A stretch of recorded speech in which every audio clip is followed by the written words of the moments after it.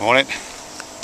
I want to walk through some explicit material today, but I'm thinking about walking in about paths again, and I suppose this is coming about through some thoughts about desire and desire paths and mapping and unrolling old maps, and particularly I suppose that led me on to thinking about the idea of the explicit. Let me just show you where we're walking. We're walking by the canal again, Trent Mersey Canal. Let's walk side by side. Okay, so the explicit, the word explicit, I don't want to dwell on etymology, but I think it's useful for a start off here. Explicit comes from the Latin, doesn't it? Explicitus, which means I think it means to unroll or to unfold. It's related to words like plait, in English at least.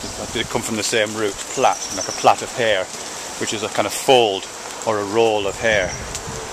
So to be explicit is to unroll or unfold something. And I think I'm right in saying that old parchments, that used to come in rolls, the rolls of parchments, at the end of that, where we would have the end in a modern book, you get to the last page of a book and you'd write the end. In an old parchment it would say explicitus est, which means it has been unrolled. Because by the time you got to the end of the scroll, you've unrolled the scroll out, and the meaning has been unfurled, and you've kind of walked along that path that's been laid out and got to the explicit end, the unrolled end of it. So that's a kind of understanding of explicit. That's not how we understand it now. Explicit now means, it does kind of mean unfolded. Explicit language, the explicit body. There's a book by Rebecca Schneider called The Explicit Body in Performance, and she's talking about explicit as a kind of unfolding, particularly women's bodies, as being made explicit by being unfolded. And and etiquette and manners for women is all about kind of folding and keeping your legs crossed and your hands crossed and not making broad gestures, isn't it? And what she's talking about there is the explicit nature of that unfolding, because it kind of opens up protected territory that eyes and hands or whatever would want to wander through. And how that's kind of beyond the pale, isn't it, to be explicit in that unfolded way. But it's also, I think, the explicit also means, what else does it mean? Well, it's come to mean kind of language, hasn't it, and a certain kind of speech. Explicit lyrics, there's those stickers you get on CDs that say, parental advisory, explicit content or something like that. And in a way that's kind of related to what I was just saying about the body. That there is the potential that a body is being descriptively unfolded. It might contain lyrics which are about bodies being unfolded in front of you.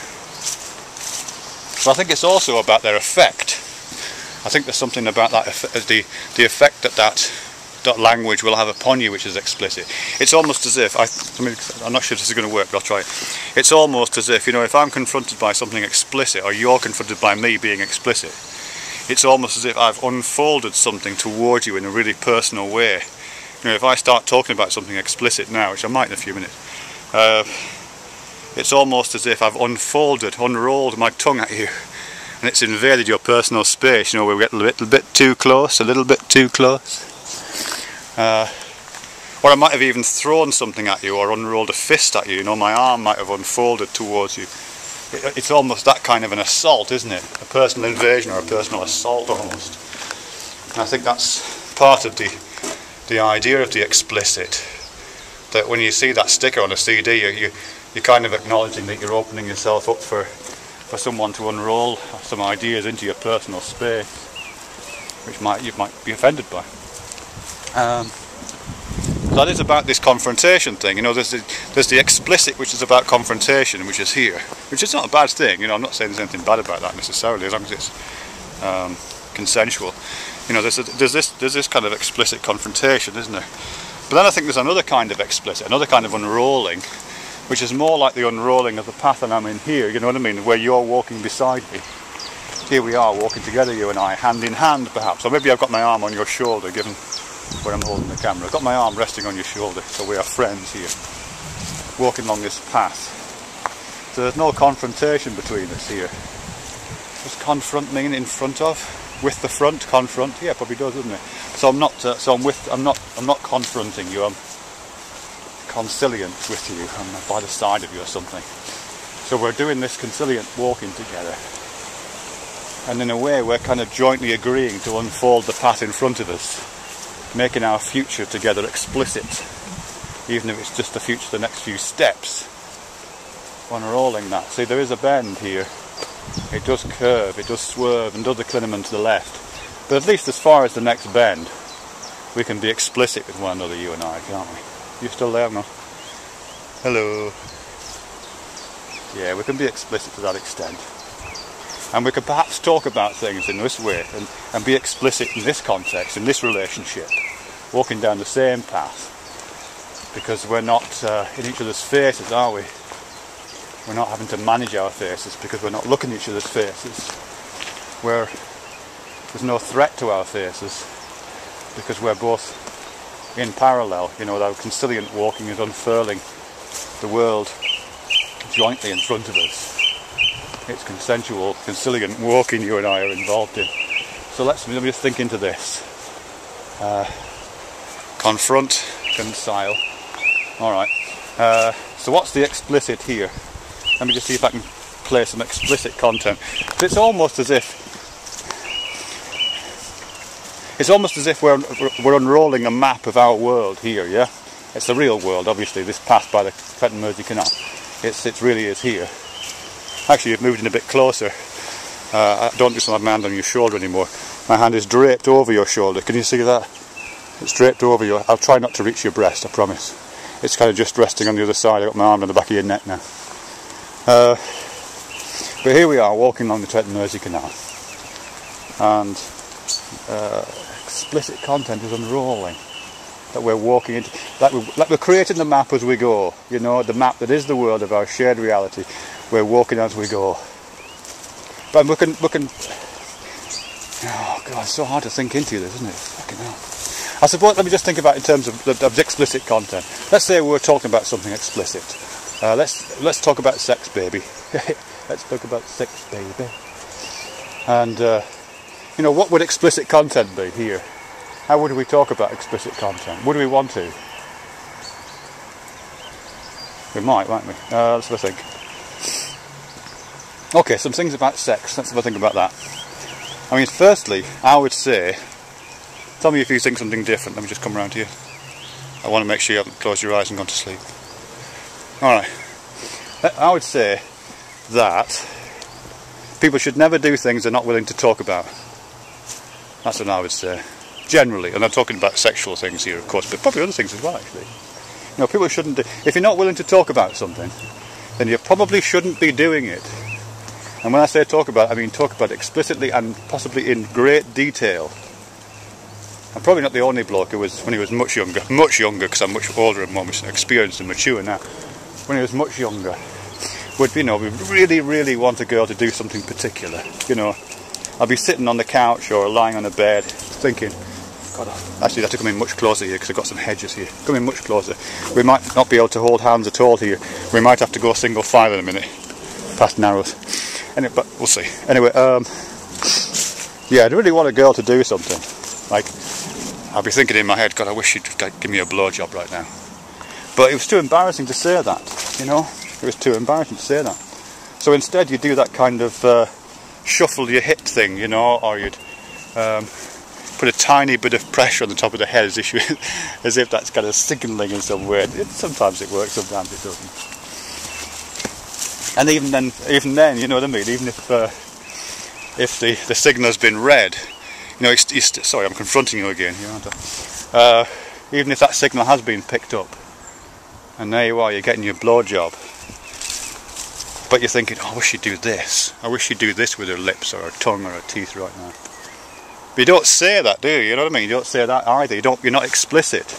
You just let the map just kind of sit there, you know, with no markings on it, just with vague things. Here be monsters written on it, and little pictures of men with eyes in their chests. You know what I mean? And just let this poor woman wander through the path of your genitals without any clue as to what the direction your desires lie in. You know, actually, you might give signals. You might say, you might do that little moaning sound, you know what I mean? Like an informal sexual version of operant conditioning. So if something happens, you think, oh, that's nice. Rather than say, that's nice, can you do it again, but can you do it a little bit lower, and, you know, use this part of your mouth this time? Rather than say that explicitly, which is just a bit too unrolled, a little bit too in your face, you just make that little moany sound instead, in the hope that that will kind of reinforce the activity, and they'll do it again, but more so.